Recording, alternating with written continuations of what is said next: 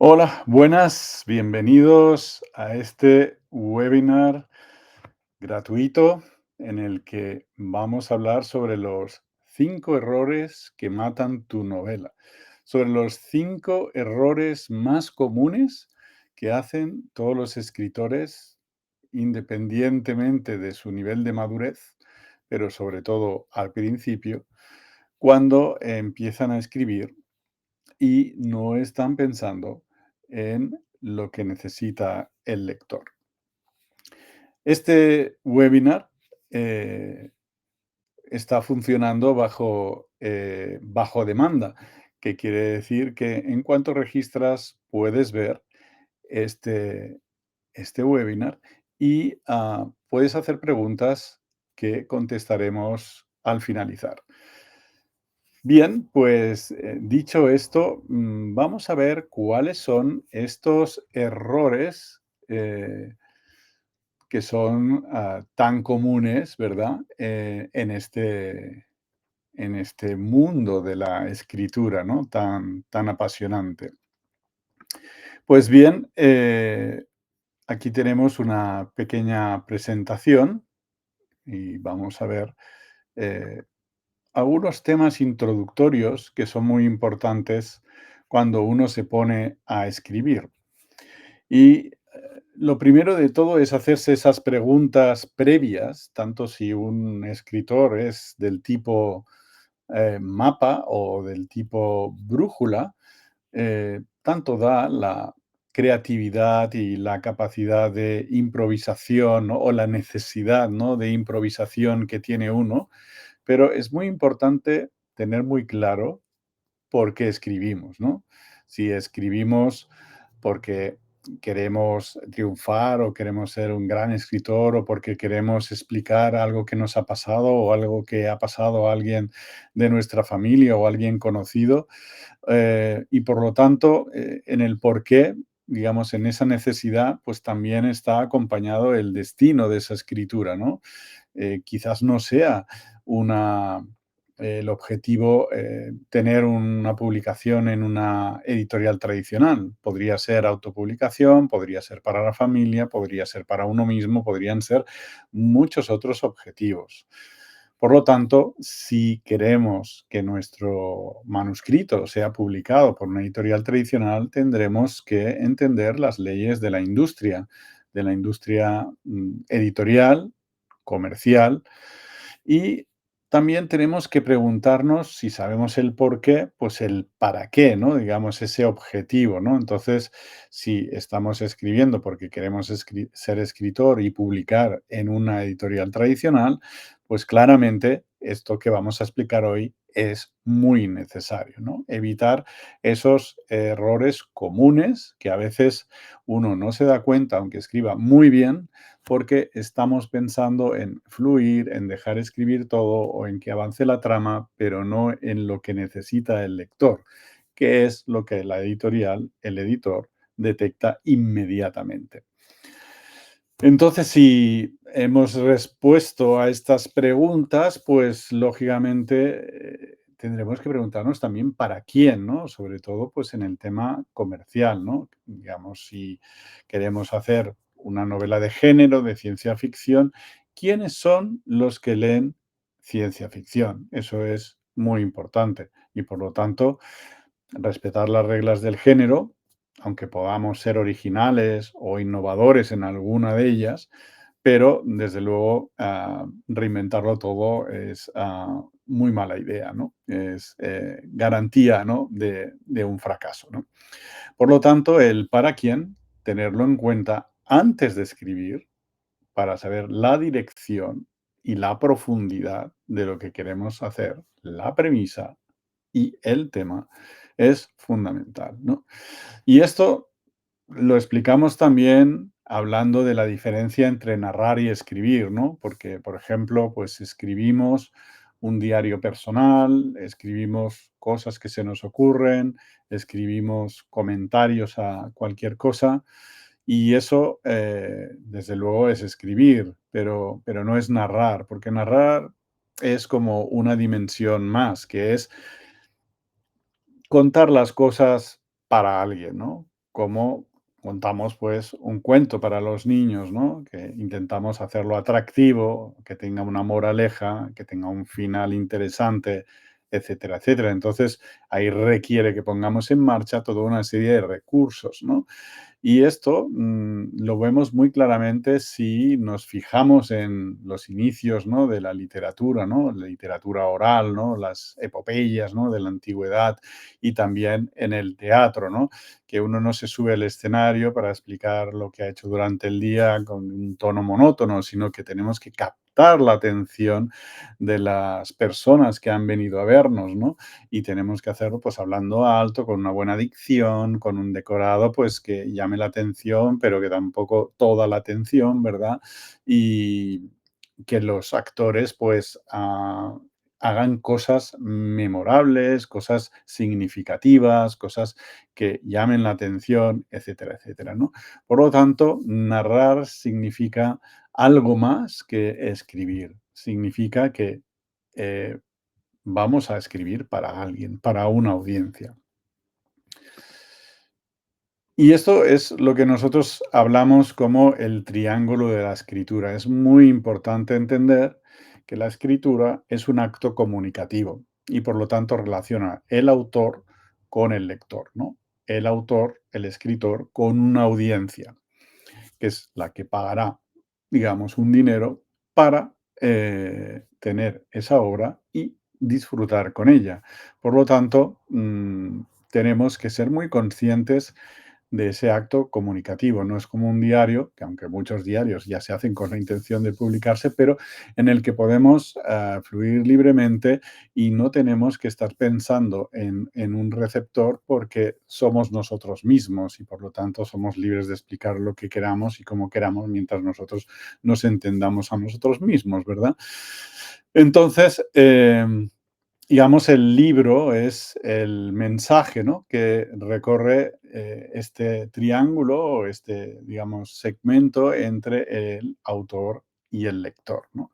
Por lo tanto, ese mensaje tiene que llegar, tiene que ser relevante y tiene que cumplir unas reglas para que todo ese acto comunicativo se cumpla.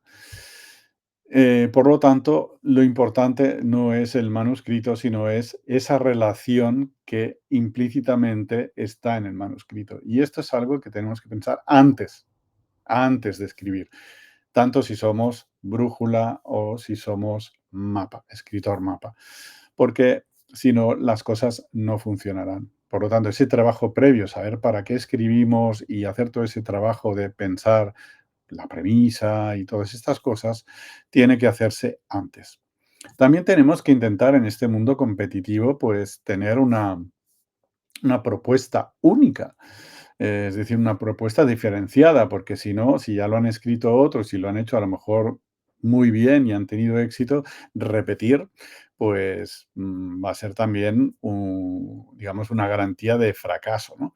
Por lo tanto, tenemos que presentar nuestra creatividad y una originalidad en el planteamiento, ¿no? Esto es lo que llamamos el solucionador, ¿no? El solucionador, pues, en un ensayo es muy fácil de ver porque, bueno, si yo hago un libro de, digamos, autoayuda, pues quiere decir que estoy ofreciendo una solución a un problema que tiene mucha gente, por ejemplo, pues cuando está con ansiedad, por ejemplo, ¿no? Em, y esto, pues, tiene que hacerse y de una manera diferente a todos los libros que hay en el mercado. Tiene que tener algo diferente, algo original, para que tenga un sentido y sobre todo el editor, que el editor pues es un negocio de riesgo, es un inversor. Entonces tiene que apostar por nuestro libro porque cree que viene a, digamos, a rellenar un agujero, un sitio donde no hay nadie, donde no se ha escrito nada parecido y, por lo tanto, para esa audiencia determinada puede funcionar. Por lo tanto, es muy importante que tengamos conciencia de todo esto, ¿no? Que no basta con saber escribir, sino que hay que tener muy en cuenta para quién escribimos, por qué escribimos, cuál es nuestro solucionador, etcétera. En una novela, el solucionador puede ser, por ejemplo, nuestro personaje principal, ¿no? Nuestro héroe, ¿no? Que sea diferente, que sea original, ¿no? Pues si cogemos un thriller o una novela de detectives, como podría ser Sherlock Holmes, ¿no? Todos conocemos, pues bueno, que hay muchas inspiraciones, ¿no? En este dúo de detectives, ¿no? Sherlock Holmes y Watson, pues muchos lo han, digamos, reinventado, pues con otro tipo de figuras, ¿no? Pues que puede ser Sherlock Holmes una mujer o que Watson, pues en vez de ser un médico, pues es otro tipo de persona, etcétera, ¿no? Digamos, basándonos en algo, una estructura que funciona, pero dando una originalidad, un nuevo solucionador para esta nueva audiencia, ¿no? Nueva audiencia donde hay, pues, jóvenes, muchas mujeres leyendo, que tienen otros códigos comunicativos y culturales que interesa cumplir, ¿no? Y eso, pues, hay que tener en cuenta esa competencia del lector. La competencia es, pues bueno, la cultura, lo que quiere, digamos, lo que nosotros ahora veremos, ¿no? Cómo son lo que llamamos las leyes del lector, ¿no? Estas leyes del lector es, pues bueno, cuando uno compra un libro quiere entretenerse de una determinada manera, con ciencia ficción, con novela histórica, con novela romántica, y por lo tanto existe un contrato, ¿no? Es decir, el lector escoge nuestro libro por la portada, por el título, por la sinopsis, por lo que le han dicho otros, etcétera, ¿no? Y entonces espera encontrar, ¿no? Ese solucionador, espera que esas expectativas que tiene se satisfagan, ¿no? Entonces es muy importante, pues como hemos dicho, conocer a esa audiencia, saber lo que quiere, conocer esas reglas del género y ser originales, pero no completamente. Y también esas normas que hemos dicho de la industria editorial, ¿no? Que luego veremos, ¿no? Que son, al final, leyes del lector. Porque el lector, digamos que hace todo como de manera inconsciente, ¿no? Va fluyendo dentro del universo que nosotros hemos creado con los personajes, pero cuando ocurre algo, pues deja de leer o se aburre o le cuesta o no entiende y por lo tanto, aunque no sepa bien por qué, deja de leer y eso es lo último que queremos, ¿no? O acaba de leer la novela y no acaba de gustarle. ¿Por qué? Porque no hemos cumplido con ese contrato, ¿no? En el contrato nosotros le hacemos una promesa, ¿no? Cuando hacemos la premisa de nuestra novela, lo que le estamos diciendo es, mira, aquí hay un asesinato, tengo un detective fantástico, súper hábil, y te prometo que lo va a resolver este caso, ¿no? Pero aún no lo sabemos, ¿no? Podría ser que no, ¿no? Digamos, esa duda también es importante, porque si ya lo sabemos todo desde el principio, tampoco hay historia. Pero lo importante es que tengamos esa presentación, ¿no? Del conflicto y que vamos a intentar resolverlo, aunque sea muy difícil, ¿no? Si luego no lo logramos, no lo hacemos bien, etcétera, pues el lector se verá defraudado y nosotros también. Por lo tanto, no podemos pensar que somos el más listos de la clase, porque si perdemos al lector lo perdemos todo, aunque sea una obra súper bien escrita, súper genial en muchos aspectos, pero si no funciona, pues será un desastre.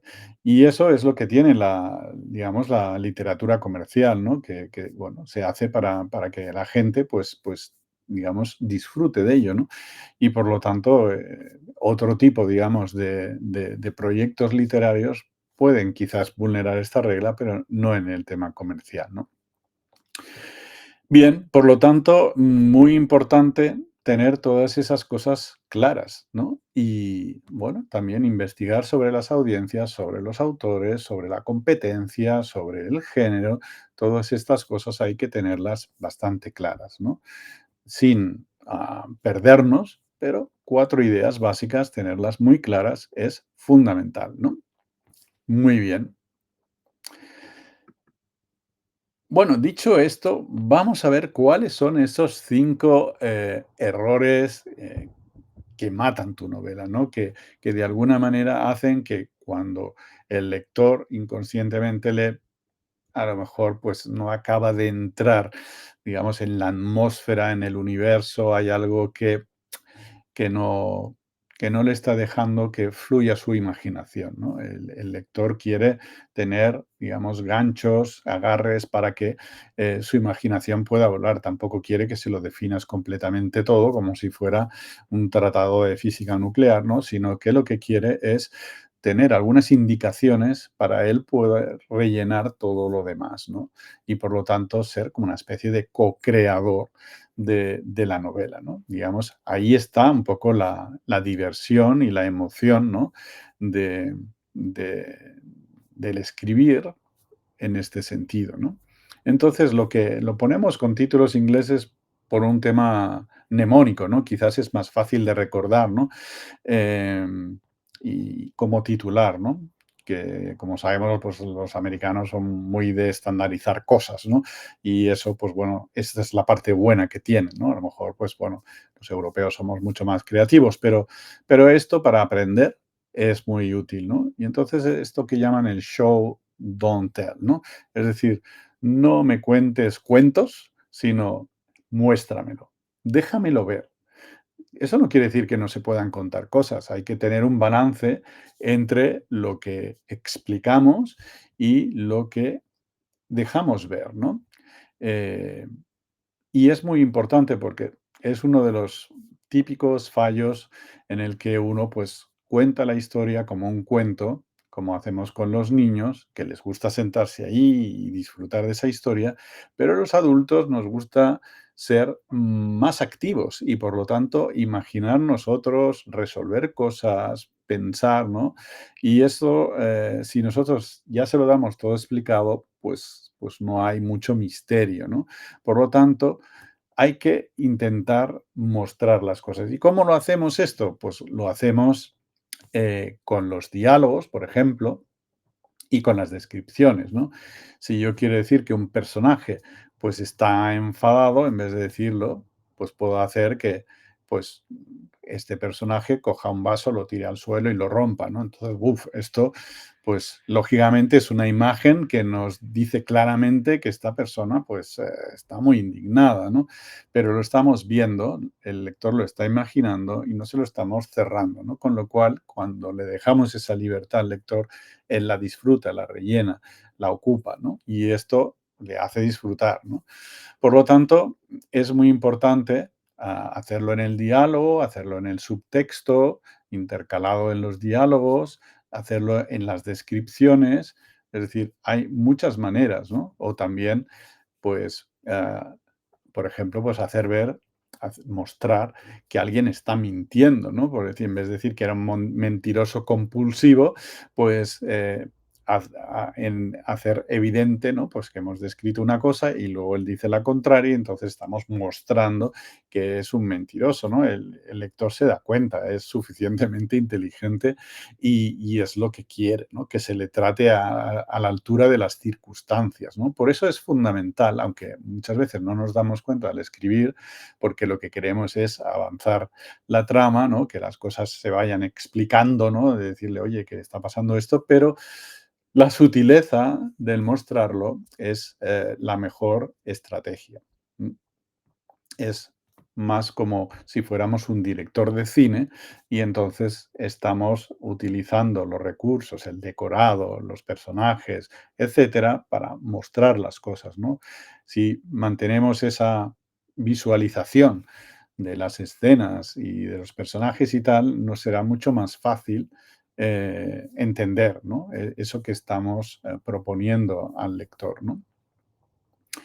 Por lo tanto, esto es uno de los típicos errores que, bueno, como coach literario me encuentro, digamos que son inconscientes de muchos escritores y que cuesta muy poco arreglarlo. Incluso con el manuscrito ya hecho se le puede dar perfectamente la vuelta, ¿no? Y este, pues bien, sería el primero, show, don't tell.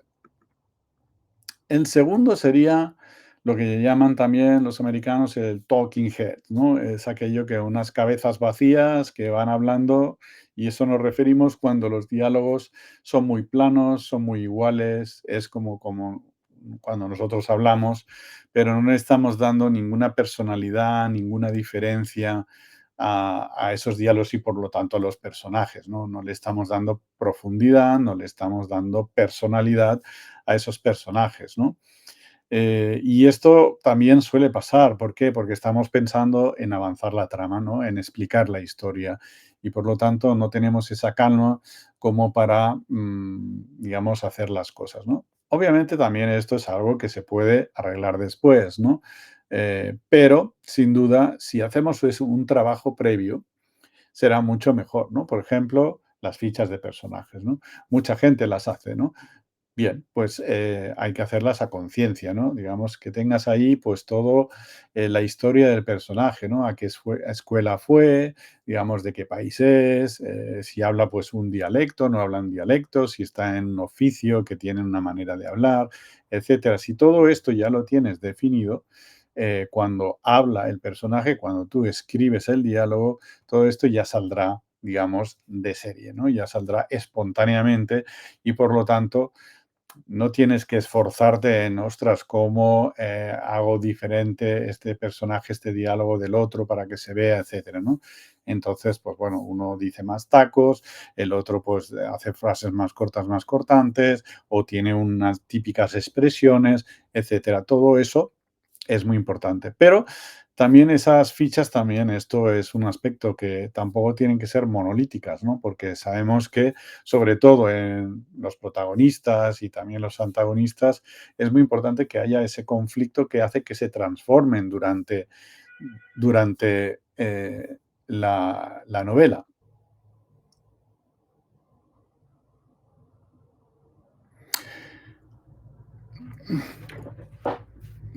Bueno, por eso es fundamental que tengamos ese margen de libertad cuando, cuando escribimos esas fichas de personaje para que los personajes tengan vida propia y sobre todo tengan esa transformación, ¿no? Que bueno, sí, también podemos tenerlo en cuenta en la ficha de personaje, por supuesto, ¿no? Digamos que va evolucionando en varias épocas o después de ciertos hechos, pero muchas veces hay cosas, dependiendo del tipo de escritor que seamos, que las vamos pues construyendo sobre la marcha, ¿no? Digamos, lo que luego veremos. Em, Porque hay que tener muy en cuenta que la unidad de la novela pues es la escena y en la escena los personajes tienen que reaccionar según ese entorno y por lo tanto tienen que tener un margen de libertad, ¿no? Y eso que siempre se dice, ¿no? Que los personajes tienen vida propia, pues nunca más cierto, ¿no? En una escena, pues tienen que, si tienen pues un reto, cualquier cosa, dentro de, obviamente, su personalidad, pues tenemos que dejarles esa libertad y además puede ser una oportunidad de transformación también, ¿no? Es decir, si tienen un reto y lo superan, pues ahí tenemos, obviamente, esa oportunidad de transformación, ¿no?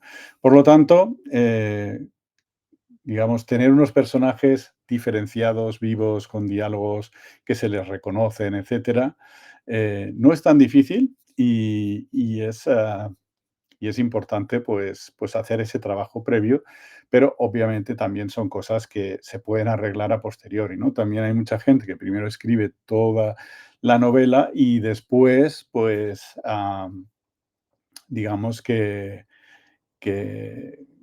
corrige los diálogos, ¿no? Bueno, es una manera, ¿no? Digamos, primero tirarlos para poder avanzar la trama y luego, si uno, pues, luego se fija solo en los diálogos, es capaz de hacer una revisión, digamos, solo en un tema parcial, olvidando todo lo otro en vez de estar recorrigiendo todo, pues, sin duda, también puede ser una fórmula, ¿no?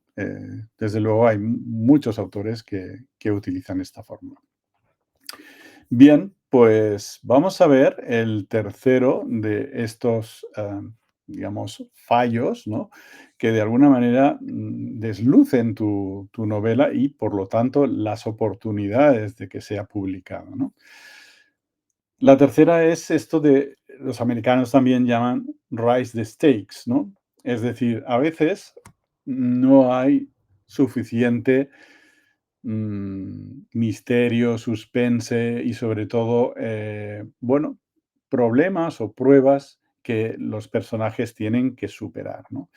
Eh, sea lo que sea, digamos, la novela, a no ser que sea una novela muy literaria y por lo tanto, pues, o solo la profundidad de los personajes o la belleza de las palabras es lo que importa, pero para todo lo demás, prácticamente, sea thriller, novela romántica, ciencia ficción, histórica, etcétera, si no tenemos, esa evolución de los personajes, si los personajes no tienen unas pruebas, unos problemas a superar, unas circunstancias, ya pueden ser intelectuales o emocionales o, digamos, o de acción práctica, mm, no vamos a mantener el interés, ¿no? Entonces, tenemos que hacer crecer a los personajes con esta, digamos, sorpresas, ¿no? Que son estas dificultades que a veces el mismo escritor no sabe ni cómo vamos a salir de ahí, pero siempre a uno se le ocurre esas soluciones.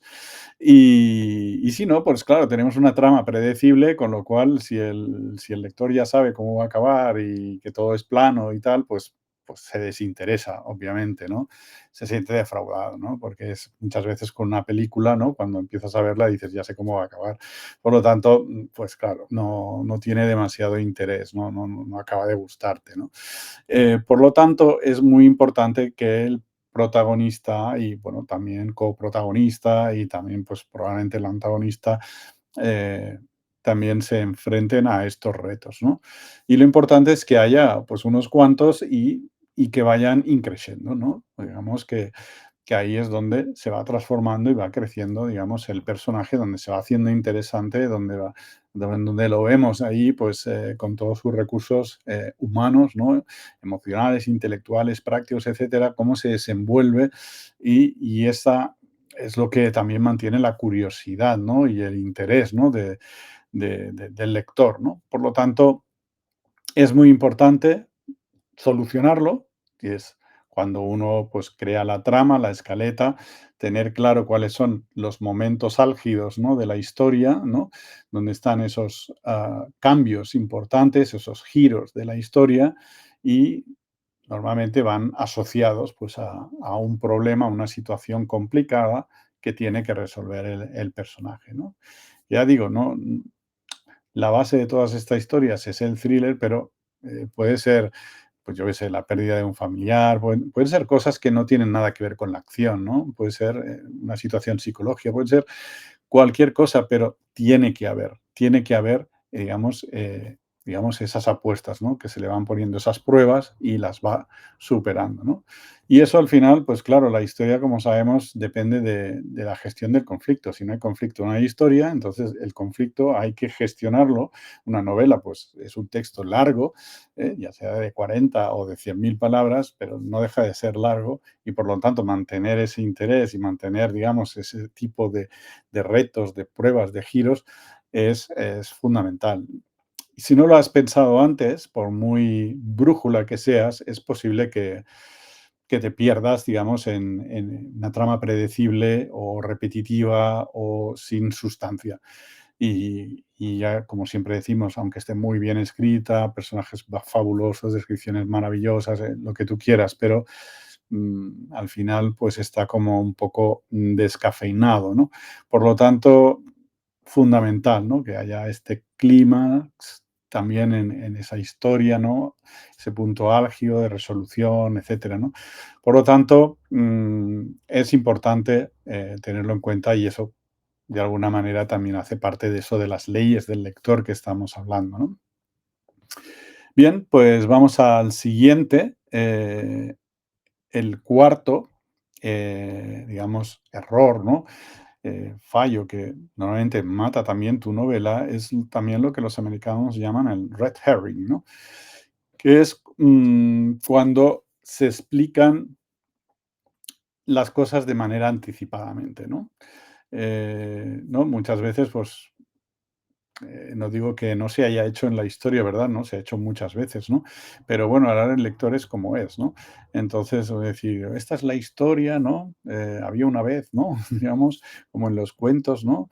De, de que había unos personajes que, digamos, van digamos, a conquistar las Galias y no sé qué, no sé cuánto, y tal. Le estamos explicando todo desde el principio. Entonces, en vez de hacer esto y explicar la trama, dejarla ver, digamos, mantener ese interés, ¿no? Por una cosa que decimos, también, pues, dejar una cosa que no decimos, ¿no? Pero que diremos más adelante, ¿no? Mm, Hacer todo esto de, manejar la información, ¿no? En vez de lo que llaman también el infodump, ¿no? Que es, bum, explicarlo todo, ¿no? Pues este era tan malo que iba a matar a tal y todo esto, no. Primero vemos que parece una buena persona, pero vemos cosas raras y luego al final, pues resulta que mata a alguien y es como medio sorpresa, ¿no? Entonces, es importante que el lector no pueda anticipar las cosas, ¿no? Y por lo tanto, nosotros que tenemos esa varita mágica, ¿no? Le enseñemos, ¿no? Poco a poco cómo las cosas, le sorprendamos, mantengamos la duda, el suspense, el interés, porque si no, pues si se lo damos todo hecho, pues claro, el interés, la curiosidad, todo esto baja exponencialmente y al final al lector lo perdemos, ¿no? Por lo tanto, y más, por ejemplo, pues en el tipo de thriller o novelas de misterio, pues además esto es absolutamente esencial y canónico, ¿no? De jugar al despiste, ¿no?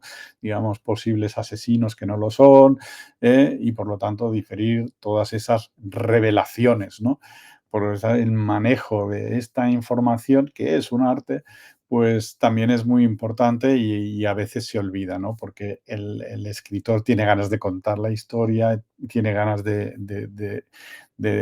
digamos, transmitirla lo antes posible, que se entienda, pero no, hay que hacerlo con discreción, con ese tacto, con esa gestión, ¿no? De la duda, de la sorpresa, del interés, del misterio, sea la novela que sea, excepto lo que es muy, muy literario.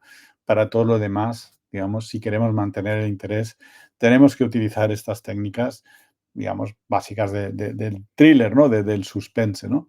Por lo tanto, eso también es un punto muy importante, que mucho más sutil que quizás que los demás, en ocasiones, que también se puede arreglar con un manuscrito ya hecho, pero que sin duda es lo que decimos. Si somos conscientes de que esto es una de las cosas muy importantes, pues ya cuando hacemos la escaleta, cuando pensamos las cosas, hacemos sinopsis de capítulos, etcétera, podemos gestionar, es decir, cuándo vamos a decir esto, ¿no? Por ejemplo, en las series bueno, se hace este documento que se llama la Biblia, ¿no? Que es como un poco explicar todo lo que es la serie, los personajes, tal cual, sin escribir el guión.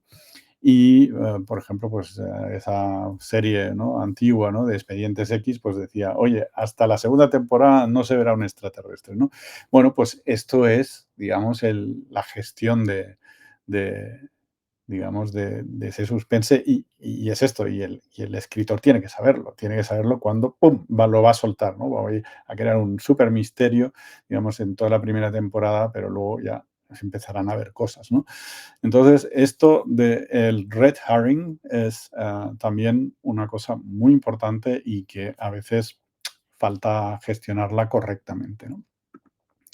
Y finalmente vamos al quinto y último, que también es bastante conocido, porque muchas veces, aunque sean conocidas, no quiere decir que se respeten y que se cumplan correctamente, pero tenemos el tema del cliffhanger, ¿no? Que es, bueno, acabar los capítulos con algo de suspense también, ¿no? Cerrarlos dejando al lector con la curiosidad, ¿no? De, ostras, quiero seguir leyendo el siguiente capítulo para ver si me entero de esto que no está concluido, ¿no? Que no sé qué va a pasar y que tengo muchísimo interés en saberlo, ¿no? Entonces, el cliffhanger también es importante y se puede hacer de muchas maneras. No solo estamos hablando de acción, estamos hablando de emociones, estamos hablando de drama, estamos hablando de conflicto, estamos hablando de muchísimas cosas que se pueden utilizar para hacer el cliffhanger, ¿no? Igual que también es importante empezar los capítulos y sobre todo la novela, pues con un interés, ¿no? Dando pues ese incidente inicial, ¿no? Para que, boom, captara inmediatamente la atención del lector, ¿no? Digamos, y definitivamente, ¿no? Por un asesinato, ¿no? Pues oye, ¿qué pasará? ¿Y por qué ha muerto? ¿Y quién lo ha hecho? Y todo esto, pues de la misma manera tenemos que cerrar los capítulos de esa manera, ¿no? Con, digamos, un interés, ¿no? Dejar ahí algo pendiente, ¿no? También es algo que se puede fácilmente arreglar con el manuscrito hecho, pero sin duda, todo lo que hagamos con la escaleta, ¿no? Sabiendo cómo empiezan los capítulos y cómo acaban, y qué quiero conseguir, qué objetivo quiero conseguir, cómo tiene que avanzar la trama, cómo tiene que evolucionar el conflicto, pues todo eso será muchísimo, digamos, de ganado, ¿no? Digamos, será súper, súper, súper importante, ¿no? Bien, pues estos son los 5 errores fundamentales. Hay muchos más que obviamente de los que podemos hablar, pero yo diría que podemos, pues, evitando estos 5 problemas, pues vamos a resolver muchísimo de lo que suele suceder y nuestro manuscrito va a estar en unas condiciones óptimas, ¿no? Para ser leído por los editores, ¿no? Con garantías de éxito. Y si no, pues uno pues tiene que ponerse en manos de lo que es, pues, por ejemplo, pues un coach literario, ¿no? Como es mi caso, ¿no? Y vamos a concluir el webinar explicándoos un poco, pues, este tipo de, de servicio, ¿no? Por ejemplo, en mi caso, pues ya hace tiempo que doy los servicios de coach literario. eh, em, y bueno, entender que, bueno, pues un coach no es exactamente un corrector. Evidentemente, un coach como experto, digamos, o escritor, o que trabaja con editoriales, etcétera, hay muchos servicios que puede hacer, ¿no? Puede hacer corrección probablemente estilística, ortotipográfica, pero también puede hacer otras cosas que eh, sirven para mejorar el manuscrito, por ejemplo, el editing, ¿no? Que es esa revisión, digamos, pormenorizada, frase a frase, ¿no? Con sugerencias y comentarios, ¿no? De todo el manuscrito. Digamos, esto es, por supuesto, algo que se puede hacer y que también, por ejemplo, las editoriales también hacen, ¿no? Para mejorar los manuscritos, para desarrollarlo, ¿no? El editor de mesa, ¿no? Eh, con lo que llaman los ingleses de developmental editor, ¿no? Pero el coach es más el que trabaja con el autor, con el escritor, ¿no? Lo que quiere desarrollar no solo es el manuscrito, sino al escritor, que aprenda a pensar como un escritor, ¿no? Que entienda al lector, ¿no? Que es ese trabajo que hace el editor, ¿no? Lo que el lector hace espontáneamente, abandona porque se aburre, el editor sabe por qué y sabe para quién, ¿no? Diga, este tipo de lector no lo puedes tratar así, no puedes hacer esto, ¿no? Entonces, el escritor tiene que saber pensar como que tiene pues una serie de recursos, ¿no? Como un director de cine, ¿no? Pues tengo mis personajes, tengo el decorado, ¿sabes? Tengo objetos, ¿no? Un coche, lo que sea. Entonces, con todo eso, si lo haces de una manera o lo haces de otra, vas a conseguir unos efectos, ¿no? Vas a ir en la dirección de tu trama, en la profundidad del conflicto de tus personajes, pero sobre todo, em, vas a saber lo que quieres conseguir, ¿no? A dónde quieres ir. Y esto es lo que hacen los grandes escritores, los buenos escritores, desarrollan esa capacidad de pensar, ¿no? Y de ver, no solo de escribir bien, de escribir bonito, de escribir poético o como sea, o efectivo, sino también que eso cumpla con esas leyes del lector, ¿no? Con las leyes de la industria, con las leyes del género, ¿no? Por lo tanto, el coach es sobre todo un facilitador, un entrenador que desarrolla al escritor más que el manuscrito al escritor. Al menos esa es mi filosofía, eso es lo que yo hago y además como especialista pues en pensamiento crítico y todo esto, pues bueno, es algo que tengo bastante, digamos, por la mano, ¿no? Entonces, en este sentido, la manera de trabajar mejor para mí es a nivel personalizado, es decir, que Si hay una idea, pues partimos de la idea, como lo que se llama acompañamiento, está el manuscrito primero, el manuscrito final, o también podemos hacer sesiones sueltas, que es lo mejor. Entonces hay gente que prefiere planificar, oye, hacemos una sesión para hablar de diálogos y tal, o vamos leyendo capítulo por capítulo, vamos comentando, vamos haciendo un plan de revisión, de reescritura. Entonces, se puede planificar o planificar menos, pero al final se trata de trabajar a medida de cada autor, según sus objetivos, según lo que quiere, según lo que ha escrito, y dándole toda la libertad para que lo haga y sobre todo para que se desarrolle, para que entienda las cosas y por él mismo se desarrolle, ¿no? Por lo tanto, es decir, se puede hacer editing, pero si podemos coger el manuscrito en cualquiera de sus etapas iniciales o intermedias antes de llegar al primer manuscrito, siempre es mucho mejor, ¿vale? Y esto hay que entender que los grandes escritores nos sorprenderíamos, ¿no? De esta cocina de la escritura, ¿no? Donde grandísimos escritores, premiados escritores, bestsellers, utilizan sus coach, ¿vale? De una manera o de otra, o para algunas cosas, o etcétera. También informes de lectura, pero no solo eso, sino que,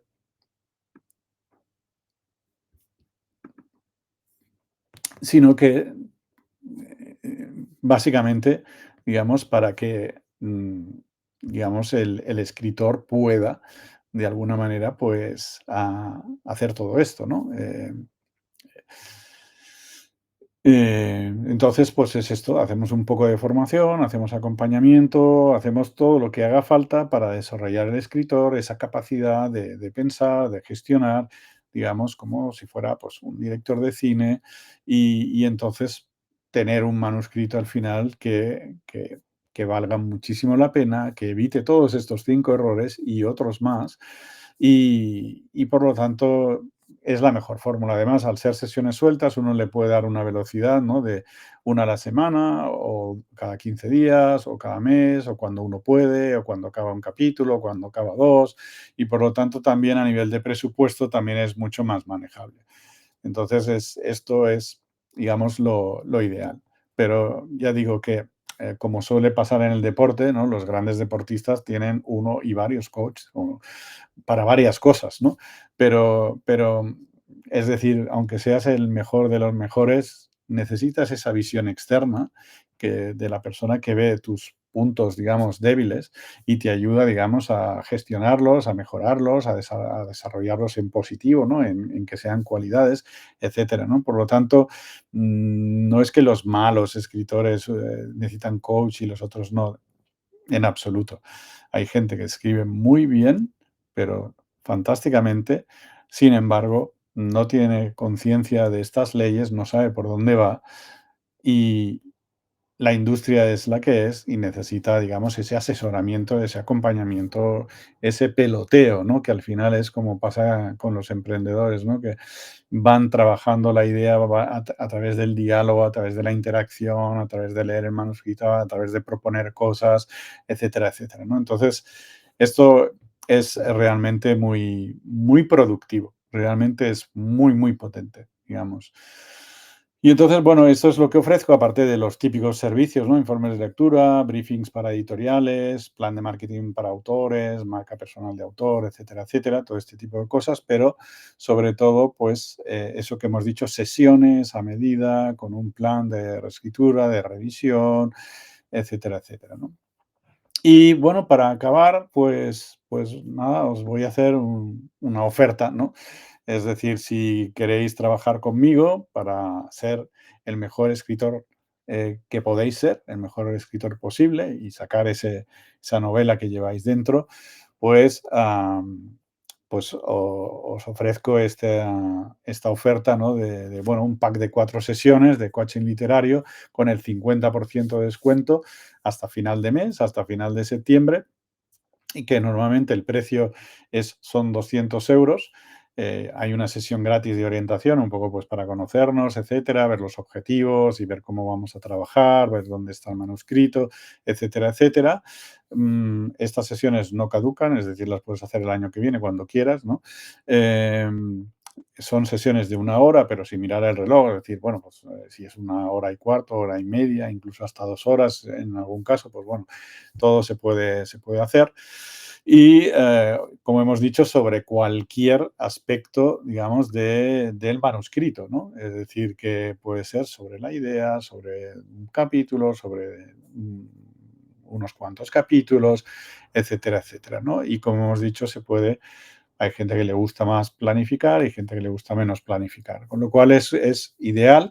Y bueno, y si os apuntáis, pues bueno, es la manera, digamos, de incentivar un poco pues el poder trabajar juntos, ¿no? Pero bueno, si aún no estáis preparados o lo tenéis claro para asumir, digamos, esta colaboración o esta oferta, me podéis contactar, podemos hablar tranquilamente y os lo podéis pensar y bueno, cualquier cosa, será bienvenida, ¿no? Pues nada, digamos un poco hasta aquí hemos llegado con eh, con esta sesión del webinar de hoy, que espero que os haya sido útil. Y bueno, os pasaré también el enlace de un PDF donde también tenéis todo esto resumido para que podáis también pues, acordaros de todos estos temas. Y si tenéis en cuenta simplemente estos 5 inconvenientes, sin duda habréis hecho un salto de gigante en vuestra elaboración del manuscrito. Pues nada, ha sido un placer estar estos minutos con vosotros y nada, podéis contactarme cuando queráis y nada, quedamos emplazados pues en próximos webinars. Eh, pues hasta pronto y buena escritura.